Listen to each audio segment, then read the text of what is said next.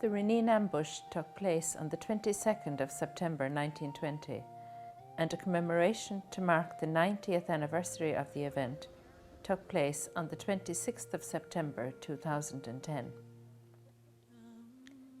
The commemoration was led by the Army Band, and a Guard of Honour was inspected by the Minister for Defence, Tony Killeen TD.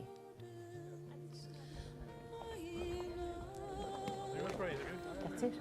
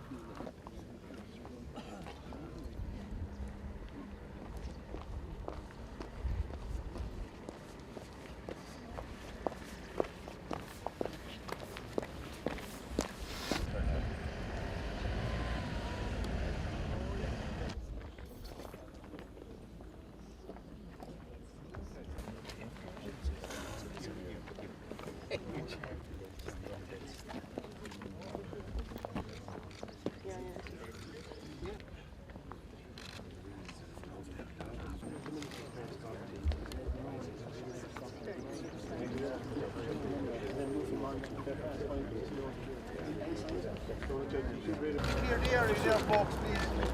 Here.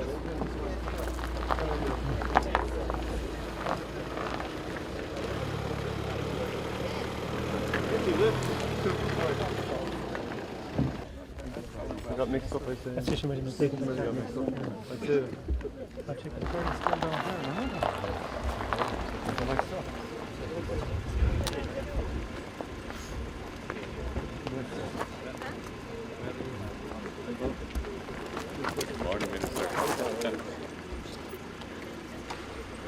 do you like me or do you like me?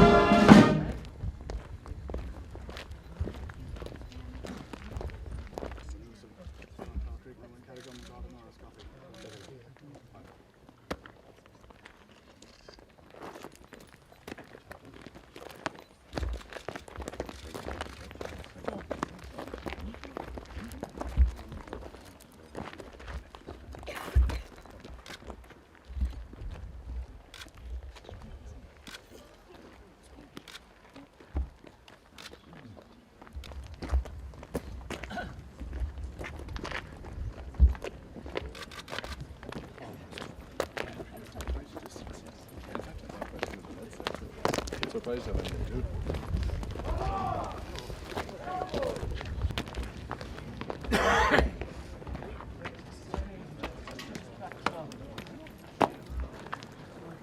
Round and order! Rear clay! Out! Action!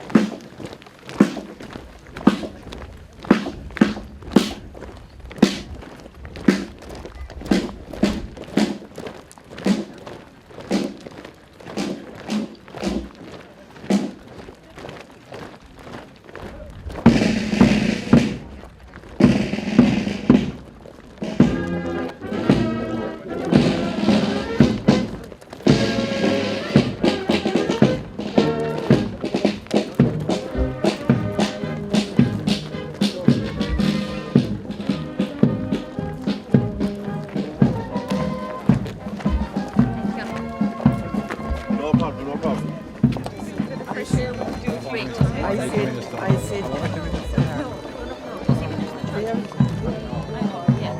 Morning, Michael. How are you?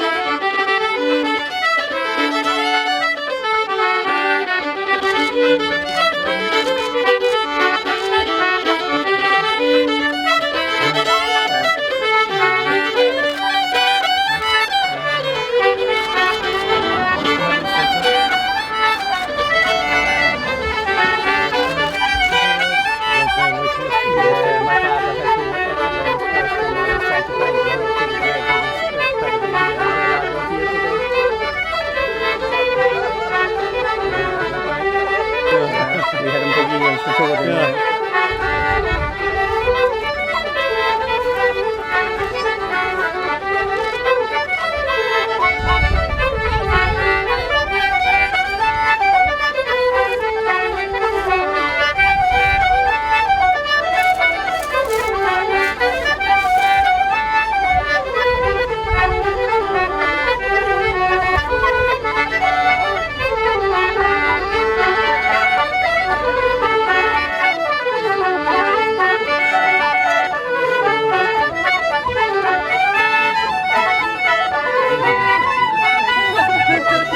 They probably would check there.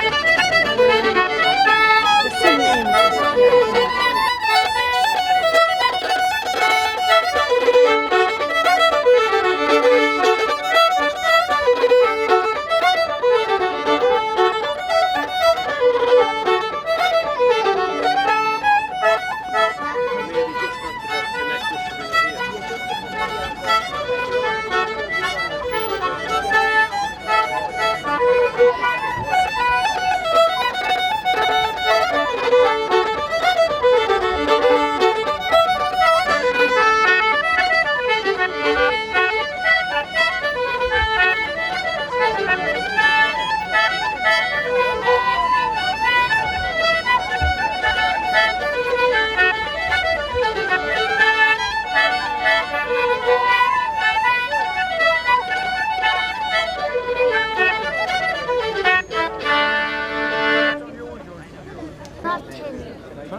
That would be good then, yeah. See what-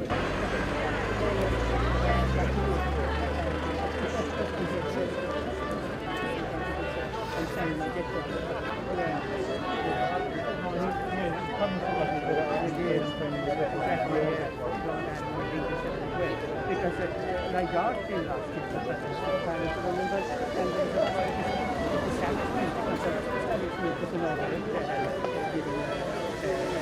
I think yeah, so to get Put it away.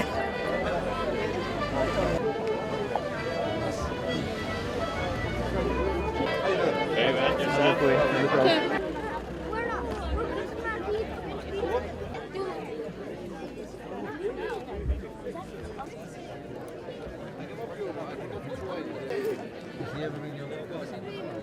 No, he's very patriotic. A bhír an chlár ar a cosanta a sagat néfa a cólóirí cúndé sa gcuoine úsle go léir. Cuireann se an alta roimh chuig an féle cuimhne cáin seo I Rineen inniuh. Ar san an coiste chur an fáta speisialta raibh cách. Ach go speisialta raibh na daoine atá tar éis tros fada a dhéanamh. Tá daoine an seo ón Astráil, ón na Stát Aontaithe, ó Sasanna, agus a gach cúine den tír seo. Fáilte chuig an ócáid seo, I Comóra Líocháin Rineen. Mayor, Minister, Reverend Fathers, ladies and gentlemen, welcome to this, the 90th anniversary of the Rineen ambush. Today we are marking 90 years of history. The decision to commemorate the Rineen ambush was taken quite some time ago. The first committee meeting took place in April, and there were 46 people at that committee meeting. So we knew that there was a definite interest in the Rineen ambush, and we took that as our cue to proceed to organise a commemoration for today.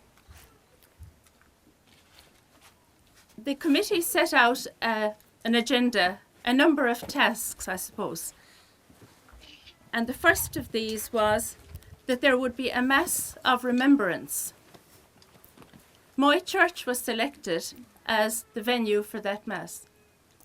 I'd like to take this opportunity of thanking Father Murphy and Canon Mullen for a very meaningful ceremony. the Defence Forces provided the Guard of Honour today. I want to thank them, and particularly Captain Donny McGrath, who was in charge of all of the Defence Force operations over the last number of weeks. It is not my intention to thank people individually, because if I were to do that, I would be here for a long time. However, though, I would want to thank everybody who assisted in any way with the Mass in Moy today. The second objective of the committee was to come down here to Rineen and to seek to have some remedial works done at the site. Over the years, the monument had been to some degree neglected, I suppose. So it's a very fine site today. Tremendous work has been put into the restoration of the monument. I want in particular to thank the Minister for Defence for taking responsibility for the work to be done here, and as a result of that, his department for all of the work that they have done. The work was carried out by a local man, lives very close to the monument, in fact, Ray Conway. I want to thank you, Ray, for the fine job you've made for this occasion. The monument itself is beautiful, and hopefully now that we have a very strong committee, that as time goes on, that we will be in a position to maintain it better.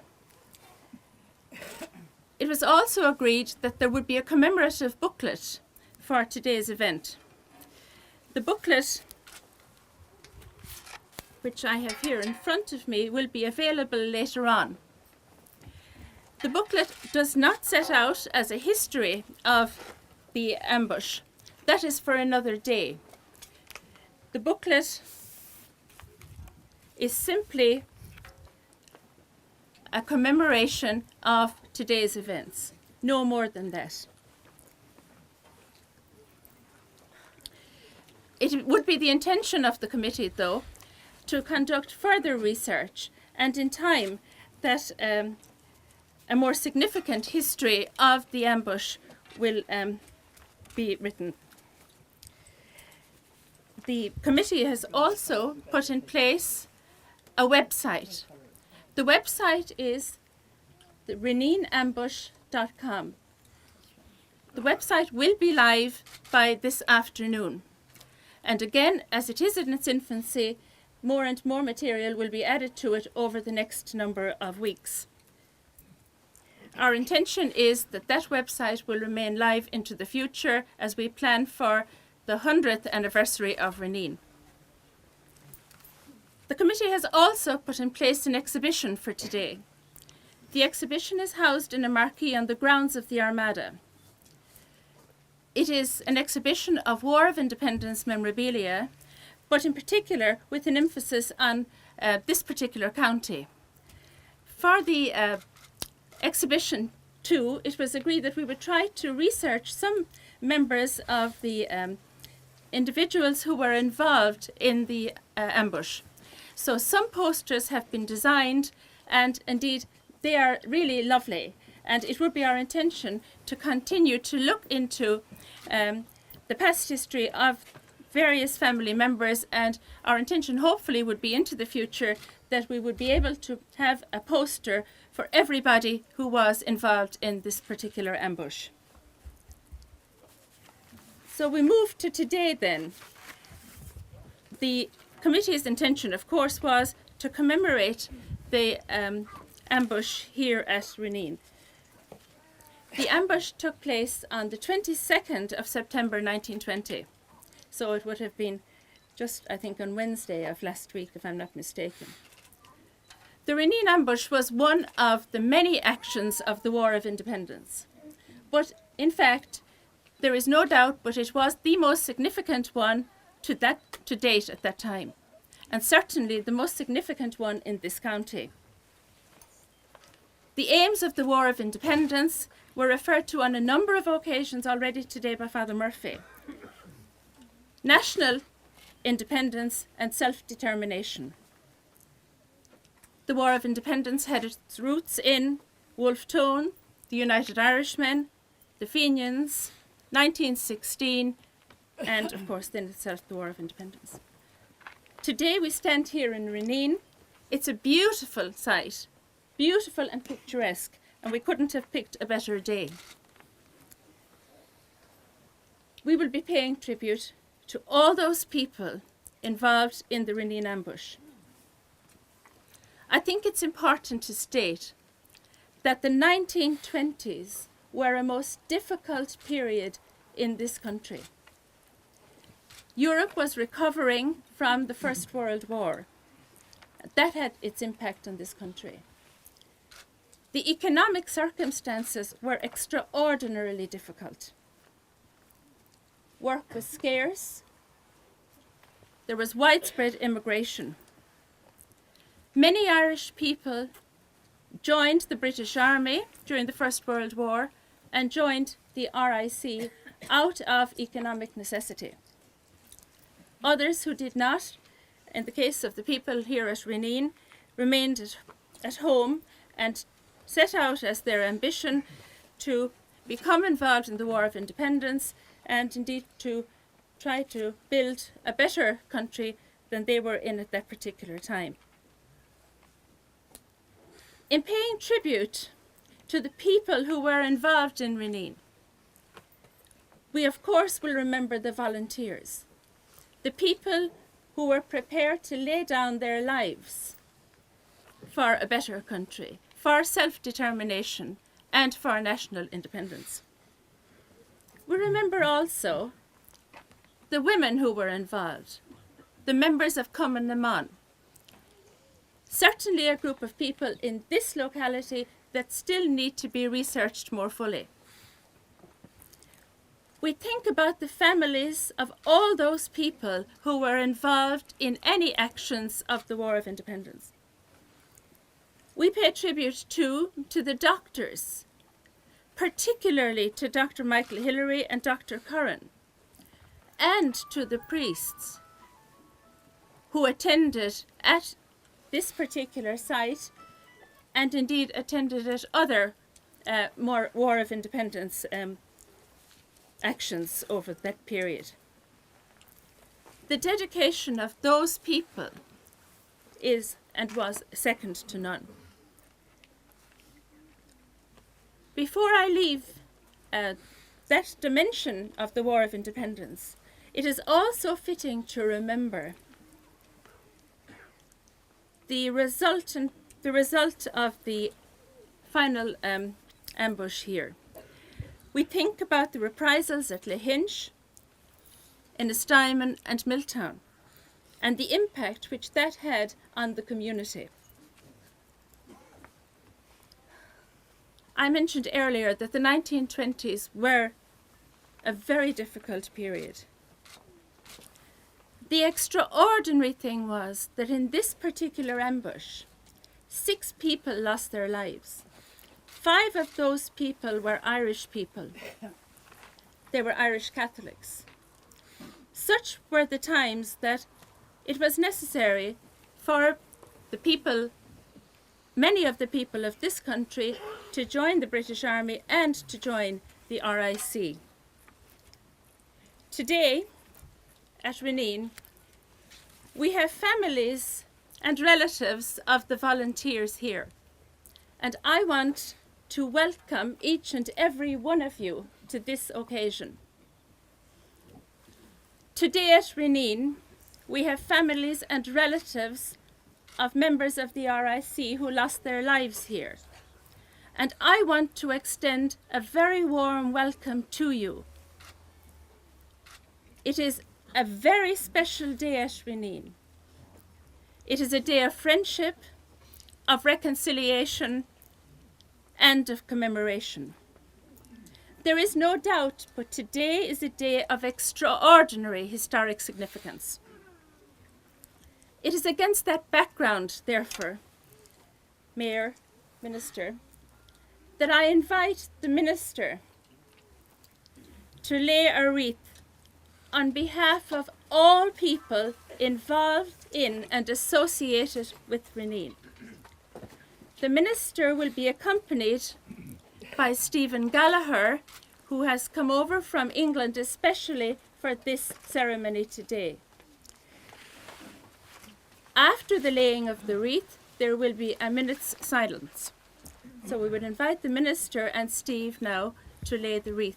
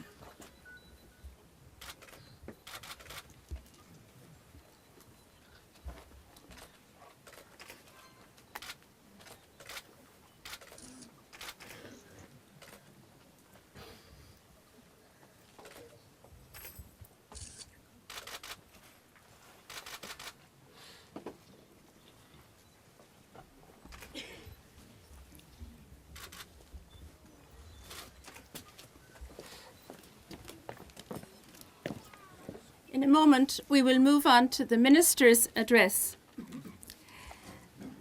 In inviting the Minister to address us today, may I say that it is a great honour that the Minister for Defence and the Defence Forces are here today. It occurred to me when we were in Moy, when I saw the Guard of Honour lining up and the military band there, what a tribute that was to all those people who were involved in the Rineen ambush. Of course, it is a happy coincidence, Minister, that not only are you the Minister for Defence, but a Clare man and a local. A man who has represented this area since 1985, initially as a county councillor and from 1992 as a member of the All Éireann. Minister, you were appointed Minister for State in 2002 and Minister for Defence in 2010. It gives me great pleasure to call on you now, Minister Tony Killeen, to address us.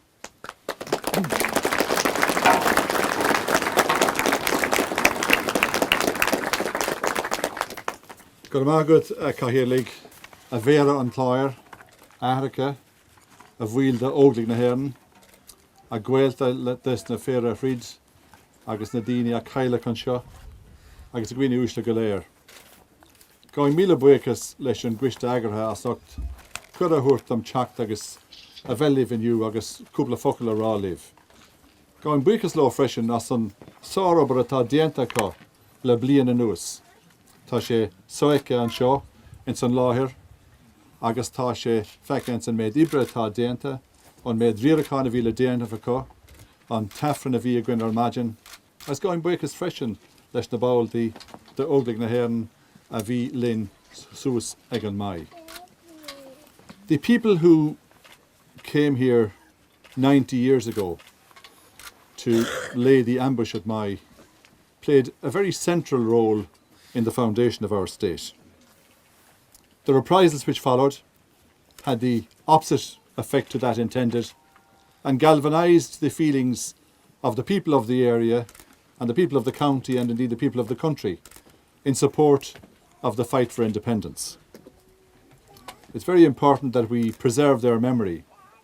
But of course the truth of the matter is that that would not have happened were it not for the work which the organising committee has done over the last year and particularly over the last 6 months. And I want to pay tribute to them and thank them very sincerely for all of the work they have done in organising today's events. Father Shawnee mentioned at Mass the environment and the background against which the ambush and the War of Independence took place.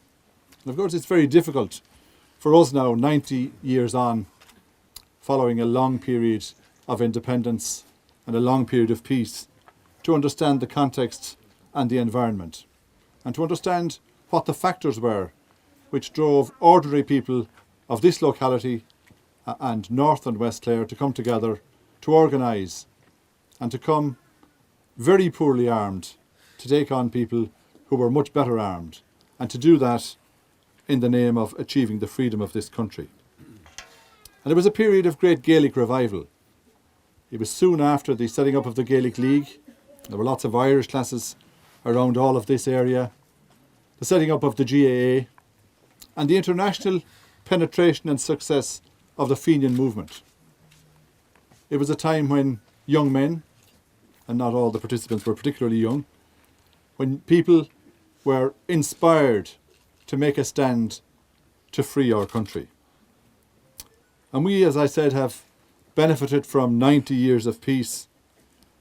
And notwithstanding that, there is a very strong folk memory in this area of the men who partook in the fight for freedom and who partook here at the ambush initially in Rineen, which ultimately, of course, became quite a prolonged battle. And the presence of all of you here today is testimony to the recognition of that sacrifice. It's testimony that we cherish the ideals of those people, that we honour and respect their patriotism and their idealism, that we show gratitude for their sacrifices. And as Chairperson Mary said, there were sacrifices on many sides. And Father Shawnee made a very nice reference to that at the Mass this morning. And we also use this occasion to acknowledge that the people who were on the other side, most of them, as Mary said, Irish people, were here by an accident of birth and an accident of history. If you were to look back at that period, if there were young people of the age of these people here in front of me here who were 10 years old, they'd be 100 now, so there aren't a great many of them. But the people who were participants in the ambush would, in their very immediate folk memory, have a recollection of the Great Famine. They would have immediately, in the period preceding the ambush, have experienced the deprivation of World War I. Deprivation in terms of goods and services, and also, sadly, deprivation in terms of the very large number of Irish people who lost their lives in that war. And if we were to look to the men of the Rineen ambush and the men of the War of Independence for inspiration, I think we would look to them as to how they might deal with the current difficulties and challenges that we face. And remember that a few years later, they dealt with the aftermath of the Wall Street crash. And their leaders were the leaders of the Irish Free State at that time, of various political colours and creeds in the period from 1930 to 1940, which, besides the difficulties of the Wall Street crash, was also beset by the economic war, which had a really severe impact on this area. And I think one of the things that we can take from the effort and the sacrifice of the men of the War of Independence and the men of the Rineen ambush is a sense of inspiration. A sense that even though we tend to regard the challenges that we face now as huge challenges, that in actual fact, if we were to set them in the context faced by the men who were here, they are quite small and they're certainly manageable. And I suppose they're looking down on us from heaven, and they must be thinking at one level that they bequeathed a great gift on us, the gift of freedom, the gift of an independent sovereign state. But they must also be urging us to take the action that is necessary to address the current difficulties. And sometimes we set those difficulties out of context and we set them at a level that I don't believe is a realistic interpretation of what they're at. I have no doubt whatsoever, and I'm saying this not just as a member of the government, but as a member of the Parliament, representing all of the people on all of the sides politically. This country does have the capacity to deal with the current challenges. It has comfortably that capacity. There are difficult decisions to be made. Some of them are being made currently and they're not very popular. It is entirely possible that other parties will at a particular time have to continue making similar decisions and doing similar things. But have no doubt the capacity of leadership still exists not only in the political establishment, and I believe it does exist there, but much more importantly, in the capacity and the versatility and the strength and the capability of the Irish people, the length and breadth of this country, to deal with the challenges which we face, which quite frankly, by any reasonable measure, are considerably less than the challenges faced by the men who came here. And we have to thank the men of Rineen and their counterparts for the fact that we have a sovereign independent state, for the fact that we have the right to determine our own future, and also for the fact that we have massive international influence, a huge level of influence in the EU relative to our size and population, and a massive level of influence at the United Nations. I spent all Thursday and Friday at a Council of Ministers meeting in Ghent, and I only wish that ordinary Irish people could see the respect that is accorded to the view of Ireland, not just by those who agree with us, and at Defence Council issues in the whole area of war and neutrality and peace and so on are discussed. Not them only, but also others who would take a different view of the direction that Europe should take. And I'm quite sure that when the men who fought during the War of Independence and right back to 1916 and indeed beyond look on their sacrifice, that they are extremely proud of the influence which their little country has on world affairs. And while I was there, Micheál Martin was at the United Nations, speaking on behalf of Ireland, a hugely respected voice in terms of international peace. And one of the interesting things about being at the Council of Ministers meeting during the week was that every minister who spoke, and I think 25 of the 27 spoke over the 2 days, in the very first paragraph spoke about the budgetary challenges which they faced in their own country. I suppose we think that we're the only ones in the world who are facing those challenges. And when you're out there, you do hear that other people have very good cause to worry about banks and budgets. And while at one level it mightn't be a lot of consolation, it is sometimes better to know that you are not the only one grappling with particular difficulties. And it is a challenge to be true to the idealism and patriotism of the people who fought for our freedom. It is perfectly within our control to get our finances in order. And it is really important that we do that, because it's an integral part of ensuring our sovereign independence as a state. We are enormously well regarded in terms of our contribution in third world aid, the contribution of ordinary people by their contributions to the non-governmental agencies, and also the contribution directly by the taxpayers. We are also very highly regarded for the contribution that our defence forces have made and continue to make in some of the most difficult war zones in terms of peacekeeping right throughout the world. We've been in places like the Congo, Lebanon, Chad, Liberia, and so on and so forth. And when I leave here this evening, I won't be able to join you for the lunch because I'm going later this evening to visit our troops in Kosovo and in Bosnia and Herzegovina. And I'm delighted to see so many of the defence forces, both permanent and reserve, here this morning, because they are a manifestation of what is bequeathed on us as an independent state. And by their contribution on the international stage, they haven't just brought honour to Ireland, they have brought to the countries in which they have served peace and safety for women and children, for displaced people, and for terrified people who are the victims of war. And I think that we owe them a great debt of gratitude for that, and indeed it is very often manifest in what people from those countries say to us. And of course, when we commemorate, we should be proud of our history and of our achievements. But we also need to commemorate in very inclusive terms, and we haven't always managed to do that. We have to have a respectful acknowledgement that all of those who were participants on all sides brought in their hearts a belief that what they were doing was right. And today we celebrate the 90th centenary of Rineen, but over the next decade or so we will celebrate the actual centenaries of a whole lot of major events in Irish history. And we'll have an opportunity to be inclusive of people north and south, of people of all political persuasions on this part of the island, indeed people of none. I think it's really important that we do that, because where we need to move to as a nation dictates that we do that.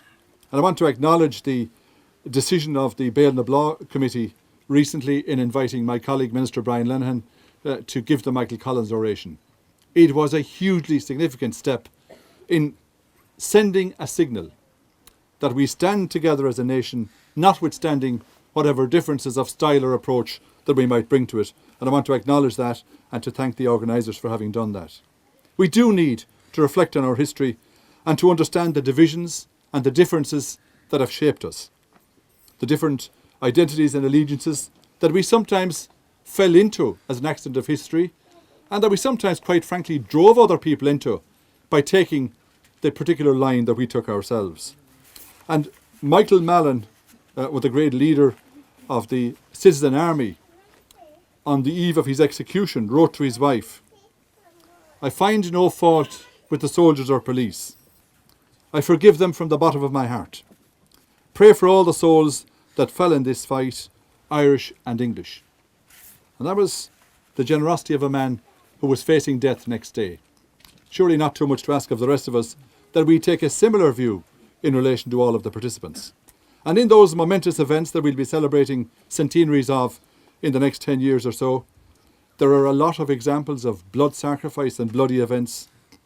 There's the whole history of partition on the border, suspicious and mistrustfulness in relation to each other, all kinds of tags and identities, British or Irish, green or orange, Republican or nationalist, unionist or loyalist, all the tags that we sometimes attribute to ourselves or that are sometimes tagged onto us that damage the prospects of us coming together and being as one, not for the sake of so being, but for the sake of a better future for all of us and for our children. Enormous credit goes to recent political leaders of all parties in the South and also of the parties in the North for the progress which has been made leading up to the Good Friday Agreement and subsequently. And the events of the formative decade in relation to this nation do not belong to one side or another. They belong to all of us, and we should all be treated equally in relation to them.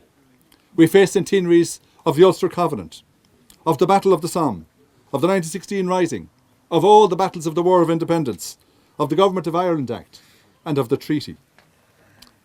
It's an opportunity to evaluate political division, but it's also an opportunity to come together and learn from it. And I think it's very true to say that our historical commemorations have not been inclusive. We've excluded very important elements of our society, and that ensured that we didn't have the opportunity to have the common experience that we could have from all of these.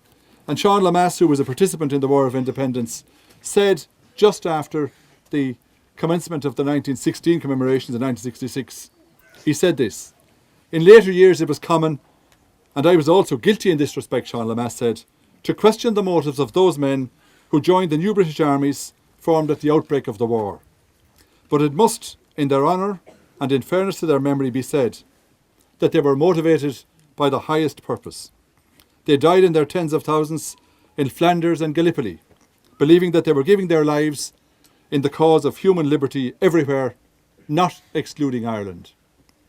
As in so many other things, Sean Lamass was before his time.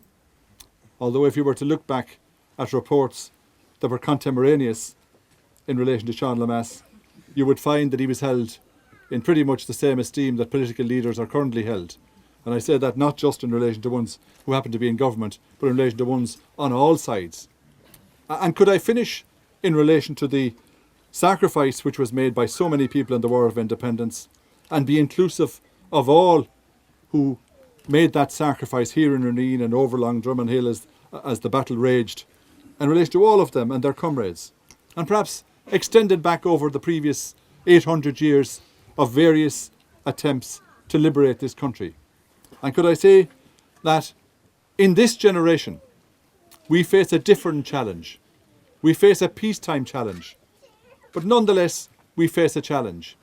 And it is my very strong personal estimation that the political leadership of this era, embodied here by the Mayor of Clare, Christie, in relation to the County Council, and by all of the others, of all of my colleagues, of every political party, that we do have the capacity, and we do have the self-belief, and we do have the standard of education, and we do have the standing on the international stage to go the next step, to ensure that Ireland retains its sovereign freedom, And if we do have a difficult 2 or 3 or 4 years, that we will emerge at the end of that standing tall, standing as a people proud of their achievements, proud of those who made sacrifices to bring us independence, and proud to continue that on and to ensure that this country is not in the clutches of any international organisation, IMF or otherwise, that it determines its own future for the people of the current generation, and very particularly for the younger people here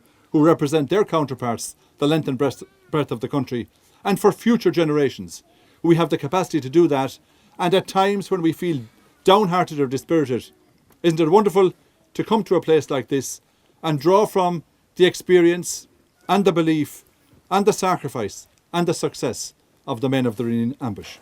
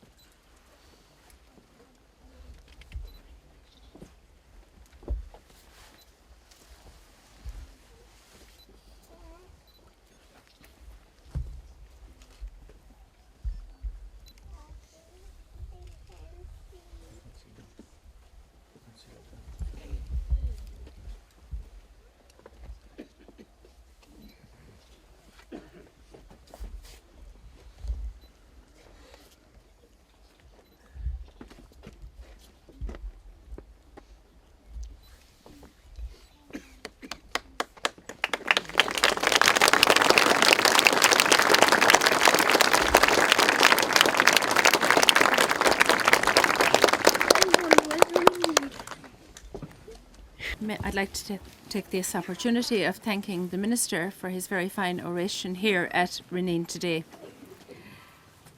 no doubt, Minister, there are many lessons which we can learn from your words of wisdom. A number of songs and poems have been written about the Rineen ambush. The committee examined quite a number of them, and it was agreed that one song would be selected for today's ceremony. We'll invite Tina Mulrooney to come and sing the song for us. The song is called The Rineen Ambush. The song was written by John Burke, one of the volunteers in the ambush. So if we could call on Tina Mulrooney to sing the song now for us.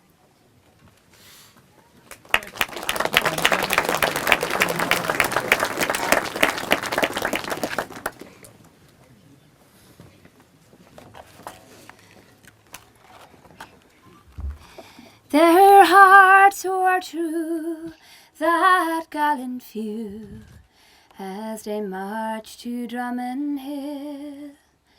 In the morning light they were ready to fight, and the air was sure and still.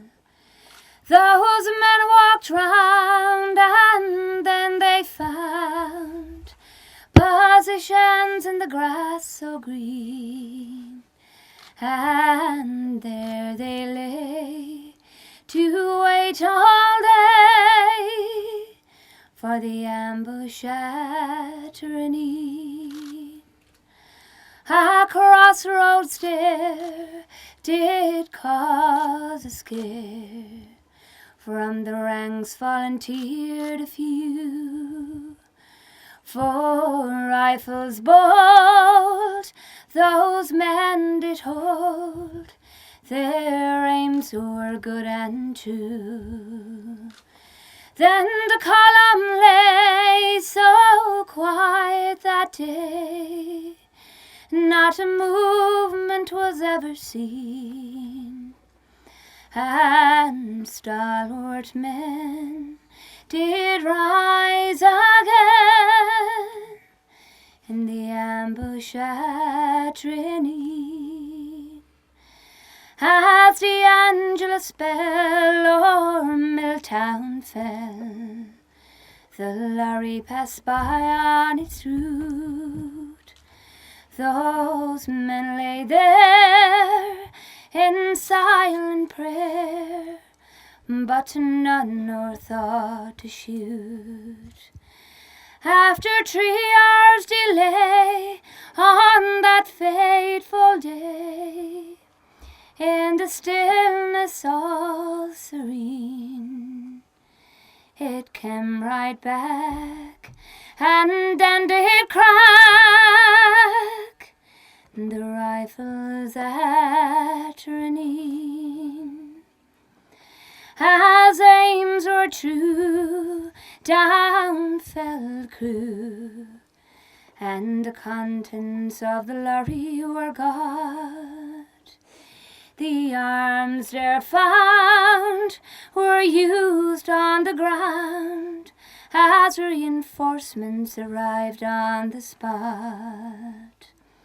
As they climbed the hill, the tans got their fill, to fall and sprawl were seen.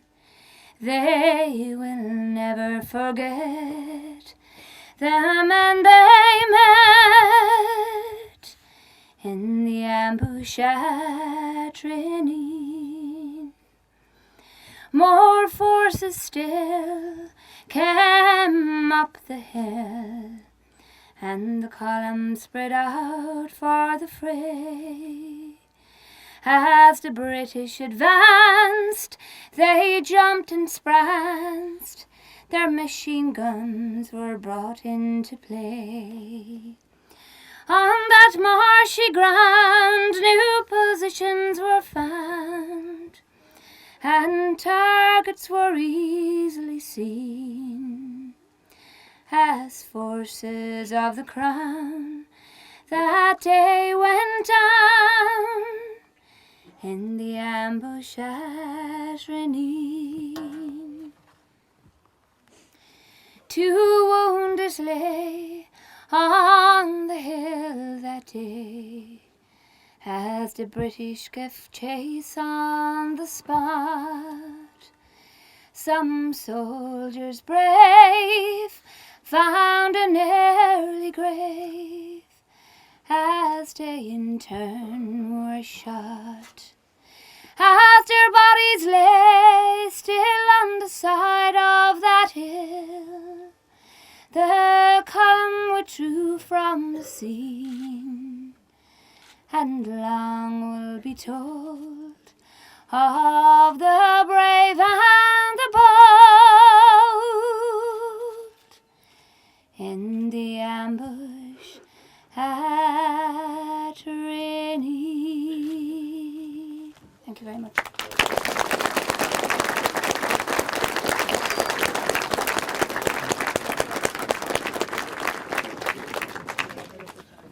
Thank you very much, Tina, for that beautiful rendition of the ambush, the Rineen ambush. We're drawing to a conclusion now, and before we go to the national anthem, I would like to thank everybody who helped in any way with this commemoration today. I want to thank the organising committee for the huge amount of work which has gone into this over the last number of months. I'd like to thank the Defence Forces once again. I'd like to thank the Gardaí, in particular Sergeant Declan O'Keefe, for all of the work that you have put into this again over the last number of weeks. Finally, I want to thank the Minister and the Mayor for your presence here today. In my opening remarks, I said that we were marking history. We were marking the 90th anniversary of the Rineen ambush. I think we can be proud to say that not only were we marking history, but that in fact we are making history today as we stand now to face our national flag and sing our Ani Bhíon.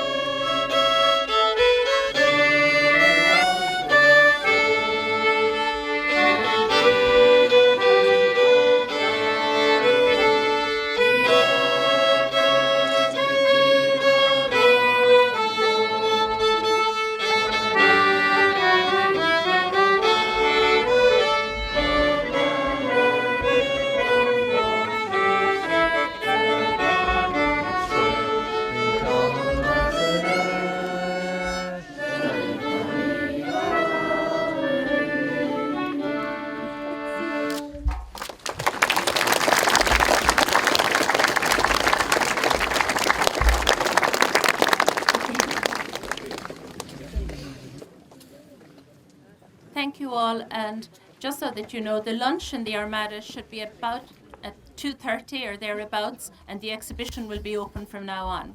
Gur maith agaibh go léir.